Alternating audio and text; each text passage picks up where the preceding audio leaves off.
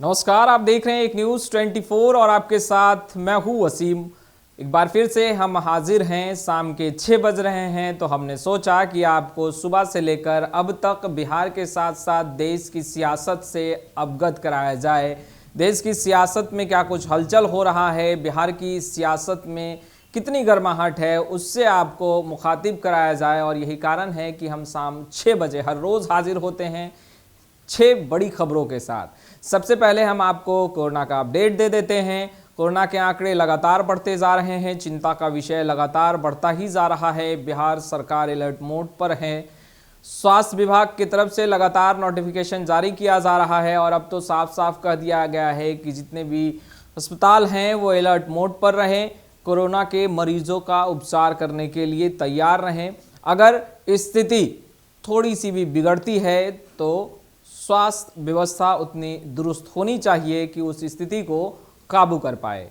देखिए, गया में सबसे ज़्यादा कोरोना संक्रमित मरीज मिल रहे हैं। अब तक 19 पॉजिटिव केस गया से ही मिला है, जिसमें से 14 विदेशी हैं। और यही चिंता का विषय भी है कि आखिर कोरोना का चेन जो लगातार बनता जा रहा है और गया में पॉजिटिव केस के आंकड़े भी बढ़ते जा रहे हैं। खैर, 19 पॉजिटिव मामले बिहार में अब तक देखने को मिले हैं।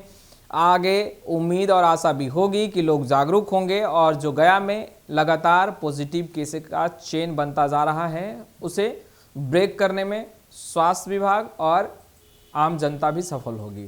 खैर, लड़ाई लंबी है और हमें लड़ना है, कोरोना को जड़ से खत्म करना है।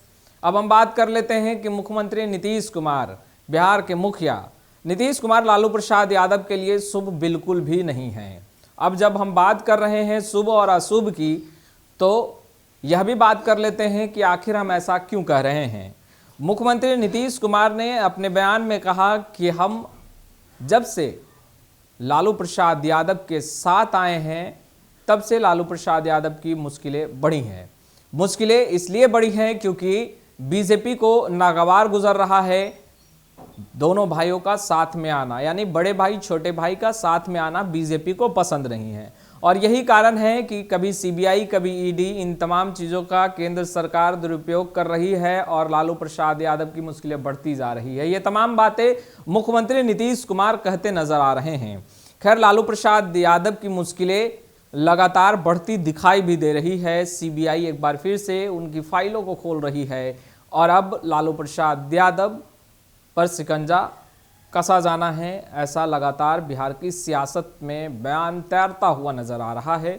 मुख्यमंत्री नीतीश कुमार बेहद नाराज नाखुश दिखाई दे रहे हैं और कहते भी दिखाई दे रहे हैं कि ये बिल्कुल ठीक ठाक नहीं चल रहा है और ठीक ठाक हो भी नहीं रहा है। केंद्र सरकार और बीजेपी तानाशाही पर उतर आई है और यही कारण है कि बीजेपी दोनों भाइयों को साथ में देखना पसंद नहीं करती, यानी नीतीश कुमार लालू प्रसाद यादव को बीजेपी साथ में देखना पसंद नहीं करती। तो यही कह सकते हैं आप कि नीतीश कुमार लालू प्रसाद यादव के लिए शुभ नहीं है।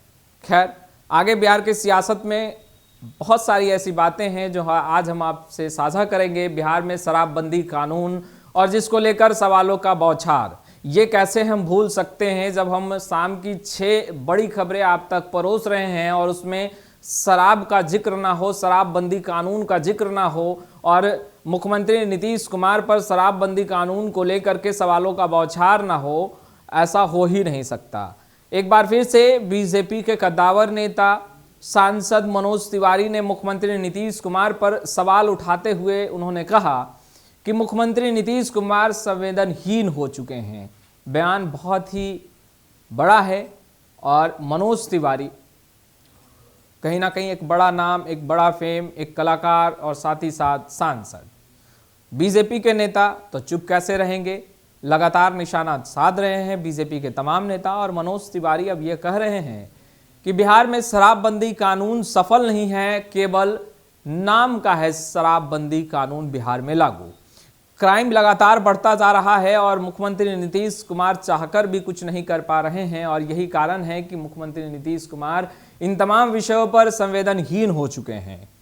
खैर, अब जेडीयू के तरफ से क्या कुछ बयान निकल कर आता है, मनोज तिवारी को किस तरीके से जेडीयू की तरफ से जवाब दिया जाता है, उससे हम आपको मुखातिब कराएंगे ही कराएंगे। मगर बीजेपी के नेता शराबबंदी कानून से दूसरे मुद्दे पर जा नहीं पा रहे हैं, दूसरे मुद्दे को उठा नहीं पा रहे हैं, क्योंकि बीजेपी के नेताओं को लग रहा होगा कि शराबबंदी कानून बिहार में विफल है और शराब यानी कि जहरीली शराब से जो मौत के आंकड़े बढ़ रहे हैं, तो अगर सरकार को घेरना है तो इस मुद्दे को पकड़ कर रखना होगा। खैर, मुद्दे कई हैं, बेरोजगारी का भी मुद्दा है, कई और भी मुद्दे हैं जो कि बहुत ही जटिल हैं और बिहार की सियासत में उन तमाम मुद्दों को उठाना बेहद ज़रूरी है, मगर बीजेपी के नेताओं का अपना मानना होगा। मगर बिहार की जनता त्राहिमाम कर रही है बेरोजगारी को लेकर के, बढ़ती महंगाई को लेकर के और जहरीली शराब से मौतों को लेकर भी। खैर, और आगे बढ़ते हैं और हम बात कर लेते हैं कि अब बिहार सरकार के पास अपना जेट एरोप्लेन होगा, हेलीकॉप्टर होगा, मगर होने से पहले जो बिहार की सियासत में एक गर्माहट की उड़ान है, उस पर चर्चा होना बेहद ही ज़रूरी है। सुशील कुमार मोदी, जिन्होंने बिहार की राजनीति को बेहद करीब से जाना है, परखा है, समझा है, वो अब सवाल उठाते दिखाई दे रहे हैं। बीते दिनों भी सुशील कुमार मोदी ने अपना बयान जारी किया और उन्होंने कहा कि जब एनडीए गठबंधन की सरकार चल रही थी बिहार में, तो इस प्रस्ताव पर बातचीत हुआ था, मगर इसे सिरे से खारिज किया गया था और एक गरीब राज्य जब 350 करोड़ के लागत से हेलीकॉप्टर और जेट एरोप्लेन खरीदेगा तो कहीं ना कहीं बोझ बढ़ेगा। बिल्कुल सही बात है, सुशील कुमार मोदी जी जो कह रहे हैं बिल्कुल सुनने में बहुत अच्छा लगता है और अगर इसे समझा जाए तो और भी अच्छा लगेगा। खैर, समझाने का उतना वक्त नहीं है, किसी अन्य वीडियो में हम आएंगे और इसे पूरी तरीके से समझाने की कोशिश करेंगे। मगर अब जो बयान सुशील कुमार मोदी दे रहे हैं, इसे पूरा गौर से सुनिएगा। सुशील कुमार मोदी का मानना है कि बिहार एक गरीब राज्य है और जब 350 करोड़ का हेलीकॉप्टर और जेट एरोप्लेन खरीदा जाएगा तो बोझ बढ़ेगा। तो बिहार गरीब राज्य बना, कैसे बन गया, किसने बनाया और कौन इसे गरीब राज्य से उभारकर एक विकसित राज्य में बदलेगा। आप भी सरकार में थे और आप तो बिहार के डिप्टी सीएम भी रहे हैं सुशील कुमार मोदी जी, थोड़ा विचार जरूर कीजिएगा कि आखिर आप लोगों ने क्या किया। और ये शब्द जब निकलकर सामने आता है कि बिहार गरीब राज्य है, तो इस पर विचार तो होना ही चाहिए। महागठबंधन की सरकार बने हुए कितना वक्त हुआ है और इससे पहले एनडीए की सरकार चल रही थी, उन तमाम बातों से आप अवगत हैं और तमाम बातें आप जानते भी हैं।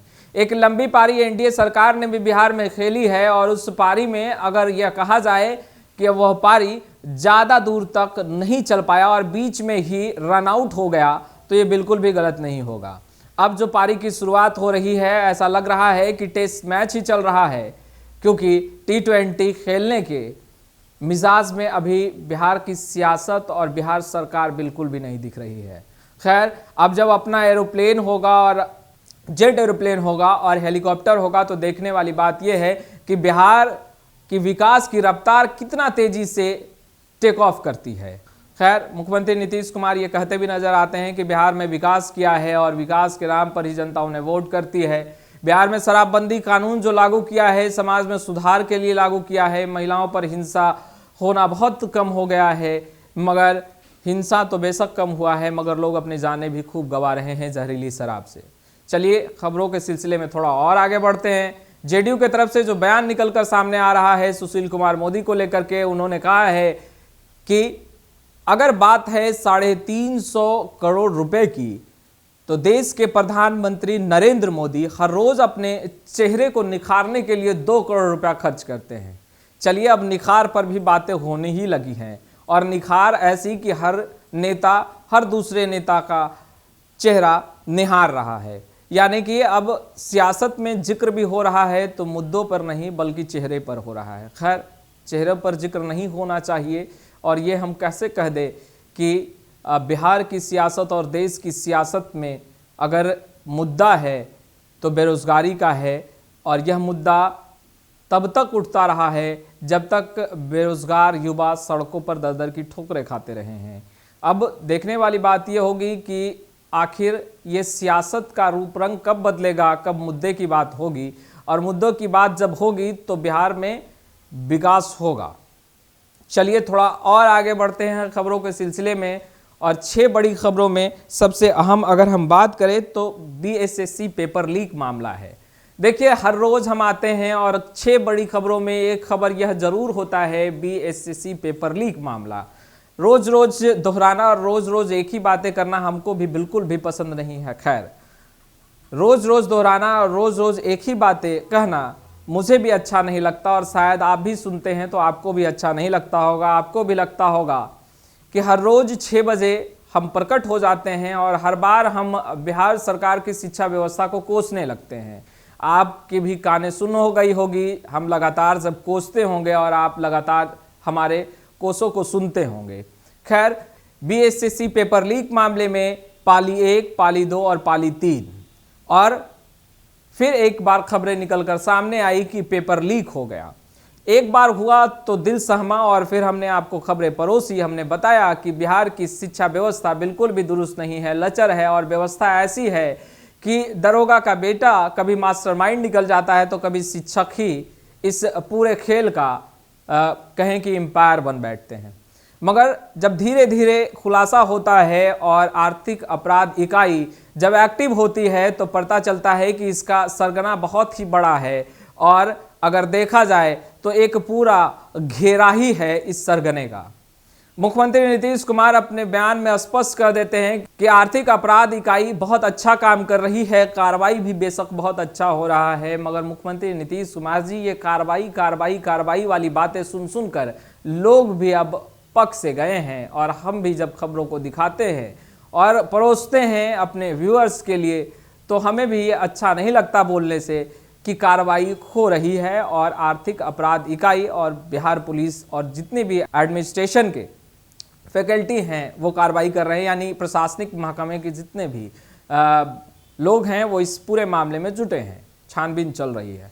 मगर कब तक पेपर लीक होता रहेगा, कब तक बिहार के नौनिहालों का भविष्य खतरे में रहेगा, इस पर कभी विचार विमर्श किया जाए और समीक्षा भी की जानी चाहिए कि आखिर इतना बड़ा चूक हो कैसे जाता है, पेपर कहां से लीक होता है और कैसे लीक होता है और एक दरोगा का बेटा तक वो पेपर कैसे पहुंच जाता है और वो उसका मास्टरमाइंड कैसे बन बैठता है।